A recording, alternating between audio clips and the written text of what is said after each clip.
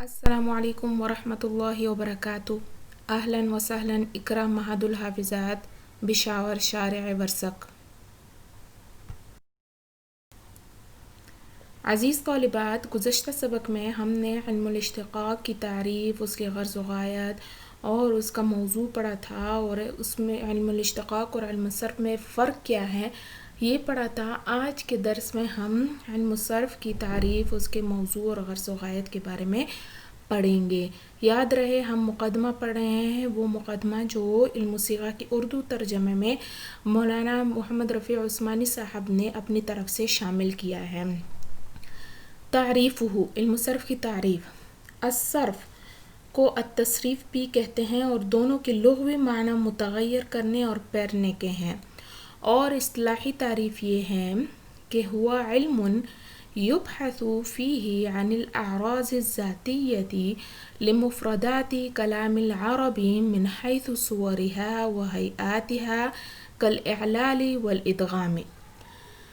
یعنی علم صرف وہ علم ہے جس میں عربی کلمات مفردہ کے عوارض ذاتیہ سے بحیثیت صورت و حیت بحث کی جاتی ہے، یعنی صورت اور حیت کے اعتبار سے اس کے عوارض ذاتیہ سے بحث کی جاتی ہے کہ پہلے کیا صورت تھی اور اس صورت میں کیا تبدیلی آ گئی اور اب کیا صورت ہو گئی، جیسے کہ اعلال اور ادغام۔ اعلال حرف علت کی تغیرات کو کہتے ہیں، یعنی حرف علت میں جو تعلیل ہوتی ہے اور جو اس میں تبدیلی ہوتی ہے اس کو اعلال کہتے ہیں یا تعلیل کہتے ہیں، اور ادغام ایک حرف کو دوسرے حرف میں کے ساتھ ملا کر مشدد پڑھنے کو ادغام کہتے ہیں۔ تو یہ ساری جو ہے کیا ہے، کسی بھی لفظ کے ذات میں جو ہے بحیثیت سے صورت و حیت جو تغیرات کرتا ہے، جو تبدیلیاں لاتا ہے، یہ علم الصرف میں اس سے بحث ہوتی ہے۔ اب جو ہے یہ عربی تعریف جو ہے کیا ہے، جامع اور مانع ہے یا نہیں، اور اس میں ہر لفظ لانے کا فائدہ کیا ہے، اس کی مکمل تشریح آپ کو دی گئی ہے۔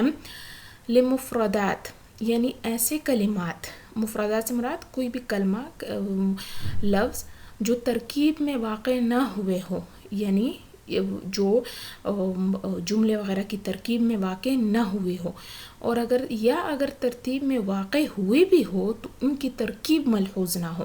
بے شک وہ کسی جملے میں جو ہے کیا ہے مرکب آ رہا ہو، دوسرے لفظوں کے ساتھ ملا ہوا آ رہا ہو اور اس کی ترکیب بن رہی ہو، لیکن وہ ترکیب ہمارا جو ہے ملحوظ نہ ہو، اس کا لحاظ نہ ہو، ہمارا مقصد وہ ترکیب نہ ہو۔ اس تفسیر کے مطابق لفظ مفردات کے ذریعے علم نحو سے احتراز ہو گیا، کیونکہ نحو میں مرکبات کے عوارض ذاتیہ سے، یعنی ایک تو مرکبات کے عوارض ذاتیہ سے بحث ہوتی ہے، اور اگر مفردات کی عوارض ذاتیہ سے بحث ہوتی ہے تو وہ کس لحاظ سے، اور ایسے مفردات کے عوارض ذاتیہ سے بحث ہوتی ہے جن کا دوسرے کلمات کے ساتھ مرکب ہونا ملحوظ ہو، یعنی مفردات کلمات، ایک کلمہ دو کلمے، یہ جو مفرد لفظ ہوتا ہے اس کی بھی جو ہے عوارض ذاتیہ سے علم نحو میں بحث ہوتی ہے، لیکن کس حیثیت سے ہوتی ہے کہ جب وہ دوسرے کلمات کے ساتھ مرکب ہو، ترکیب میں واقع ہو رہی ہو، اس حیثیت سے علم نحو میں جو ہے کیا ہے اس کا علم نحو میں اس کا لحاظ رکھا جاتا ہے اور اس سے بحث اس حیثیت سے کی جاتی ہے۔ آگے ہے کلام العرب۔ اگر محض یہاں پہ جو تعریف میں ہے کلام العرب، تو کہتے ہیں کہ اگر اس محض صرف جو ہے صرف عربی کی تعریف مقصود ہے، یعنی یہ جو تعریف دی گئی ہے اگر یہ صرف جو ہے کیا ہے تعریف کرنے والے کا مقصد جو ہے عربی صرف کی تعریف کرنا ہے، تو یہ قید دوسری زبانوں کے علم صرف سے احتراز ہے۔ یہ جو قید لگائی ہے کلام العرب، ایک تو مفردات کہہ دیا کلمات، اور پھر کلام العرب بھی ساتھ کہہ دیا، عربی کلمات، کلام عرب کے جو ہے مفردات اور کلمات، تو کہتے ہیں کہ اگر صرف عربی صرف مراد ہے تو اس میں تو جو ہے یہ قید احترازی بنے گی، یعنی کسی اور لفظ سے بچ جانا، کسی اور لفظ سے احتراز کرنا، اور وہ جو ہے دوسری زبانوں کے علم صرف سے جو ہے احتراز کے لیے آئے گا۔ اور اگر مطلق صرف علم صرف کی تعریف مقصود ہو تو پھر یہ قید اتفاقی ہے، یعنی اس قید کے جو ہے کیا ہے، کوئی خاص مقصد نہیں بلکہ ایک لفظ کے ساتھ مزید وضاحت کے لیے دوسرا لفظ بھی لے آئے ہیں۔ من حیث صورہا، صورن صورتن کی جمع ہے، حیت کو کہتے ہیں، شکل و صورت کو۔ اس قید کے ذریعے علم لغت سے احتراز ہے کیونکہ اس میں مفردات سے بحث ہوتی ہے۔ علم لغت میں بھی مفردات اور کلمات سے بحث ہوتی ہے، لیکن کس حیثیت سے؟ من حیث الوضع للمعانی جزئیہ، معانی کے لیے وضع ہونے کے اعتبار سے، یعنی کس معنی کے لیے وہ بنایا گیا ہے وہ لفظ، اس اعتبار سے اس میں بحث ہوتی ہے، نہ کہ من حیث الصورہ۔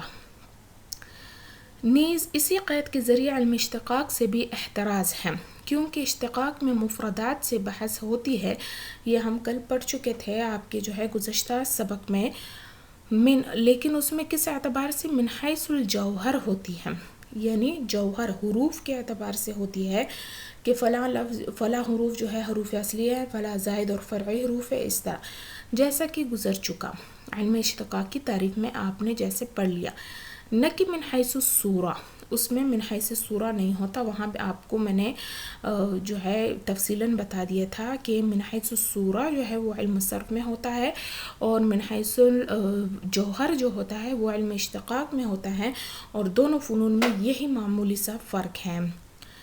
وہیئاتھا، یہ جو تعریف میں وہیئاتھا مذکور ہے، یہ صورہا پر عطف تفسیری ہے، اس پر عطف ہے لیکن عطف تفسیری کیونکہ دونوں کا ایک ہی معنی بمعنی صورت اور شکل۔ کالاعلال والادغام، مفردات کی ان عوارض ذاتیہ کی مثال ہے جن سے اس فن میں بحث ہوتی ہے۔ اب تعریف کا حاصل یہ ہے کہ علم صرف ایسا علم ہے جس میں عربی کلمات مفردہ کی ان عوارض ذاتیہ سے بحث ہوتی ہے جن کا تعلق کلمات کی صورت سے ہے، نہ کہ جوہر یعنی حروف سے نہیں، یا معنی وضعی سے بھی نہیں۔ مثلا یہ کہ قولا کی اصلی صورت کیا تھی؟ قوالا تھی، قاعدے کے مطابق فلا تعلیل ہو کر قولا صورت بن گئی وغیرہ۔ اسی طرح ادغام میں نے آپ کو بتا دیا دو حروف کو ملا کر مشدد پڑھنے کو کہتے ہیں۔ تخفیف یہ بھی آپ جو ہے پڑھ چکی ہیں گزشتہ جماعت میں کہ تخفیف کسے کہتے ہیں، جو تغیرات حمزہ میں واقع ہوتی ہیں اس کو تخفیف کہا جاتا ہے۔ ابدال اور قلب مکانی اور کلمات کے اوزان وغیرہ کی بحثیں ہیں۔ موضوعہ، میں گزشتہ سبق میں آپ کو بتا چکی ہوں کہ کسی بھی فن کا موضوع وہ ہوتا ہے جس سے اس فن میں جو ہے بحث ہوتی ہے۔ اب جو ہے علم صرف کا موضوع کیا ہے؟ المفردات المخصوصۃ من الحیثیت المذکورۃ، مفردات مخصوصہ مذکورہ حیثیت سے، یعنی علم صرف کا موضوع مفردات کلام عرب من حیث الصورہ ہے۔ مذکورہ حیثیت کیا ہے؟ صورتی حیثیت، یعنی صورت کے اعتبار سے عربی مفردات، عربی کلمات جو ہے اس کا موضوع ہے۔ غرضہ، علم صرف کا غرض تحصیل ملکۃ یعرف بها ما ذکر من الاحوال، یعنی اس فن سے غرض یہ ہے کہ ایسا ملکہ حاصل کر لیا جائے جس کے ذریعے مفردات کے احوال مذکورہ جانے جا سکے۔ احوال مذکورہ سے کیا مراد؟ یعنی ان کے عوارض ذاتیہ من حیث الصورہ پہچانے جا سکے، ان کے عوارض، ان کو کیا عوارض لاحق ہوئے ہیں اور وہ اس میں کیا کیا تبدیلیاں ہوئی ہیں صورت کے اعتبار سے، اس کو پہچانے جا سکے، یہ جو ہے علم الصرف کا غرض ہے۔ غایتہ الاحتراز عن الخطأ من تلک الجہات، یعنی اس فن کی غایت یہ ہے کہ معرفت مذکورہ میں یعنی عوارض ذاتیہ من حیث الصورہ کے پہچاننے میں خطا اور غلطی سے اجتناب ہو جائے۔ آج کے لیے عزیز طالبات اتنا ہی، آپ علم صرف کی مکمل تفصیل یاد کر لیجئے۔ انشاءاللہ اگلے درس میں ہم فن صرف کے مدون اول کے بارے میں پڑھیں گے کہ وہ کون ہے، لیکن آپ کا ہر درس یاد کرنا ضروری ہے، لہٰذا کوئی بھی درس بغیر یاد کیے نہ رہ جائے۔ والسلام، جزاکم اللہ خیراً کثیراً۔